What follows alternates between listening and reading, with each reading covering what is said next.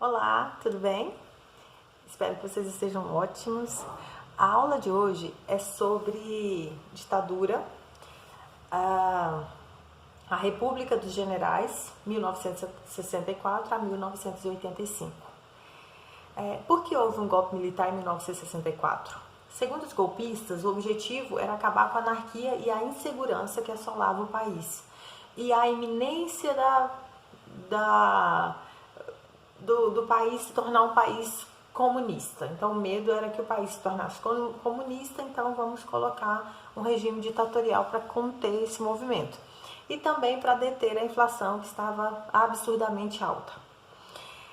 Politicamente, podemos dizer que essa fase se dividiu em 3 momentos. O do golpe, propriamente dito, e da organização do governo estabelecido, do endurecimento do regime ditatorial, o processo e também, por último, o processo da democratização lenta e gradual. Então, primeiro o golpe, né, e depois aí o regime militar expandiu, ficou a mão de ferro, e o último estágio é a democratização lenta e gradual, mas sob a supervisão dos militares, né? Nada solto, não. Então, no primeiro momento, os militares tendo à frente do regime o Marechal de Alencar Castelo Branco, editaram em 1964 o ato institucional número 1, que era o quê? Suspendia os direitos políticos de centenas de pessoas. E com o ato institucional número 2, que foi feito em 1965, foram extintos os partidos políticos e imposto bipartidarismo. O que é isso? A criação de 2 partidos apenas, no caso, a Aliança Renovadora Nacional, que é a ARENA, e o MDB. Olha a ironia. Movimento Democrático Brasileiro, o nome do MDB. Essa era a oposição consentida, ou seja, oposição de mentirinha, não era de verdade. Então, todas as eleições diretas e todos os cargos executivos foram suspensos. Eleições diretas para cargos executivos foram suspensos. Então, nos primeiros anos do golpe, ocorreram muitos atos públicos feitos por trabalhadores, por estudantes. Então, até então estava ok, podia ir às ruas, podia contestar, podia brigar. Só que chegou um momento que isso não foi tolerado mais e o regime militar se tornou muito mais mão de ferro e começou a usar de violência contra as pessoas que tentavam se manifestar. E o momento mais repressivo do período se inicia em 1967, debaixo da presidência do general Arthur Costa e Silva, que depois de muitas manifestações, né, principalmente de operários e estudantes, e o que foi assim, a gota d'água foi a manifestação do dia 13 de dezembro de 1968. Aí eles lançam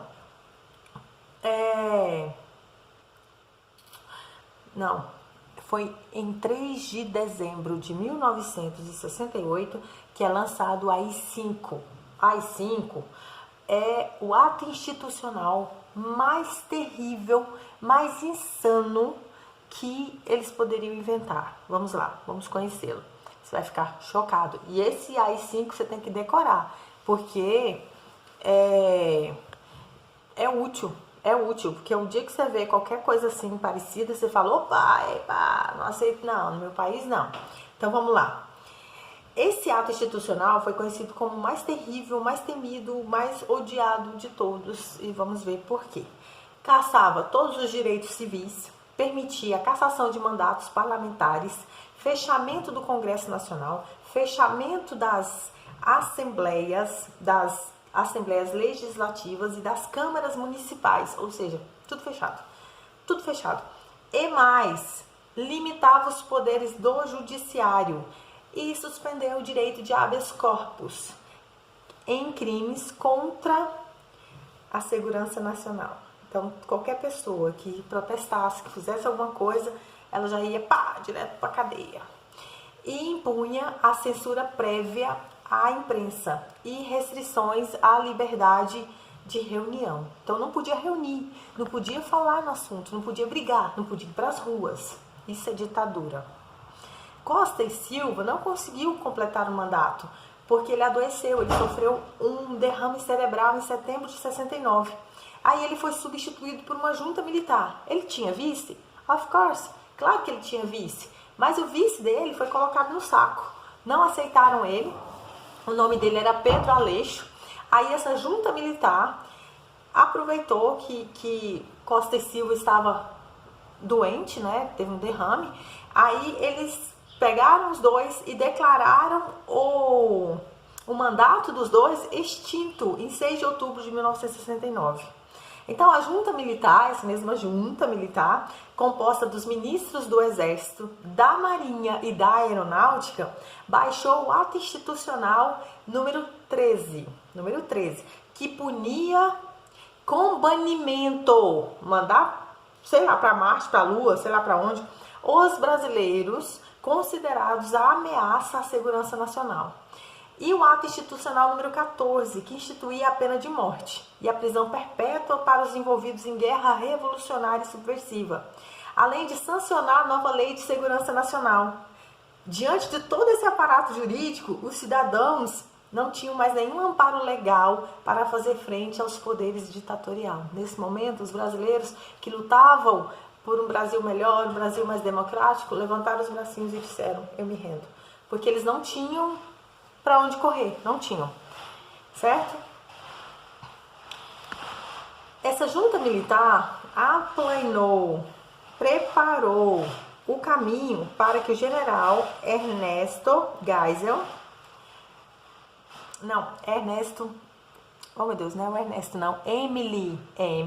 Emílio, meu Deus, Emílio, eu tô fazendo o homem virar mulher, Emílio Médici, assumisse a presidência da República em 69, mantendo intensa repressão aos movimentos sociais organizados e às manifestações públicas.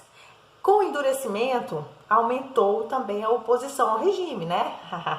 Sempre vai ter aqueles que vão bater de frente, bom demais. E foram organizando movimentos de guerrilha na cidade, no campo, aí que começa a matança. Aí que começam os assassinatos, os sumiços, as torturas, as coisas ruins da ditadura. Então, os militares reagiram com violência, colocando em prática a tortura, os assassinatos e o desaparecimento de ativistas da esquerda e de pessoas que eles afirmavam conspirar contra a segurança nacional. Paralelamente, o país passou por um processo que foi designado de milagre econômico, pois houve um crescimento expressivo da produção nacional e grandes investimentos de infraestrutura, porque também pararam de pagar a dívida externa, teve todo um joguete aí e tal, um monte de gastos. Esse milagre econômico é uma farsa. Foi só esse milagre econômico, ele explode lá na década de 80 e faz com que o país passe por uma miséria tão estrondosa, tão imoral, que é inacreditável. E eu já estava viva e eu passei por isso. Muitos brasileiros passaram por isso e foi horrível, né? O período da pobreza na época dos anos 80. Então, os últimos 10 anos do regime militar foram super críticos. Eu estou falando de 1975 a 1985, pois o país sofreu os reflexos de uma crise econômica. Olha só, teve um milagre econômico que não durou nada, né? Tipo, pouquíssimo tempo. E houve uma crise internacional decorrente do aumento explosivo do petróleo. Então, politicamente se iniciava a ascensão da oposição ao regime. As pessoas estavam, sabe, não aceitando de jeito nenhum e clamando por diretas já, enfim. Então as greves operárias ressurgiram, o movimento dos trabalhadores com uma nova configuração foi se reestruturando gradativamente. Então, diante dessa situação, agora sim, outro presidente, Ernesto Geisel, foram dados os primeiros passos para a abertura política do país. Então, Geisel precisou conter os vários setores das Forças Armadas que queriam dar continuidade ao regime militar. Depois, iniciou-se uma longa trajetória a fim de promover uma transição lenta e gradual para a democracia representativa E isso tudo debaixo da vigilância dos militares. Eles estavam lá o tempo todo tentando conter as manifestações políticas nas ruas. Gente, isso não foi romântico, não foi legal. Então, no final do governo de Ernesto e no início do último governo militar, que é Figueiredo, né, João Batista Figueiredo, ocorreram alguns fatos importantes que merecem ser destacados. Vamos lá. Então, em 78 foi extinto o AI-5, mas preste atenção, foi extinto, só que eles deixaram uma cláusula, uma abertura para que se algum dia precisar, eles vão acionar. Então, foram incorporados a Constituição do Regime Militar, sob o nome Estado de Emergência. Então, esse AI-5, ele continua escondidinho sob o nome de Estado de Emergência. Que se algum dia você ficar sabendo que o Brasil está em estado de emergência, é o AI-5 tentando voltar. Então, em 1979, foi aprovada a Lei da Anistia, que possibilitou que centenas de exilados, de pessoas que foram exiladas do Brasil, voltassem para o Brasil. Outra coisa, os partidos políticos começaram a surgir. A Arena foi substituída pelo Partido Democrático Social, PDS, e o MDB transformou-se no Partido do Movimento Democrático Brasileiro, PMDB. Além desse rearranjo, foram fundados também o Partido Democrático Trabalhista, PDT, o Partido Trabalhista Brasileiro, PTB, e em 1982 o Partido dos Trabalhadores, PT, teve seu registro aceito. Então, durante o governo do general João Batista Figueiredo, agravou-se a crise econômica, intensificaram-se os movimentos grevistas e as manifestações de protesto. Em 1984, uma campanha por eleições diretas para presidente da República, conhecida como Diretas Já, agitou o país. E uma emenda à Constituição foi apresentada ao Congresso com esse objetivo, mas não teve sucesso, não teve aprovação. Então, conforme acordado pelos militares, o governo viria a ter um civil na liderança. Mas esse civil teria que prestar contas, teria que governar com os militares às costas, né? No caso, se Tancredo tivesse estado no poder, atrás dele teria os militares. Eles não queriam de modo nenhum abrir mão. Então tá aí um pouco da história para você, tá aí um pouco do que aconteceu nesses períodos sombrios aqui no Brasil. Não tão longe de nós, ainda está próximo. As pessoas que vivenciaram isso estão vivas e são testemunhas vivas da história, né? E muitos passaram por isso sem ao menos perceber o que acontecia. Isso é horrível. E isso traz uma reflexão para os nossos dias hoje. O que acontece? Será que você está totalmente a par? Será que você sabe realmente o que acontece? Ou você está como aquelas pessoas que estavam na ditadura, como que dormindo, sem prestar atenção, sem saber o que realmente acontecia? Vamos pensar sobre isso.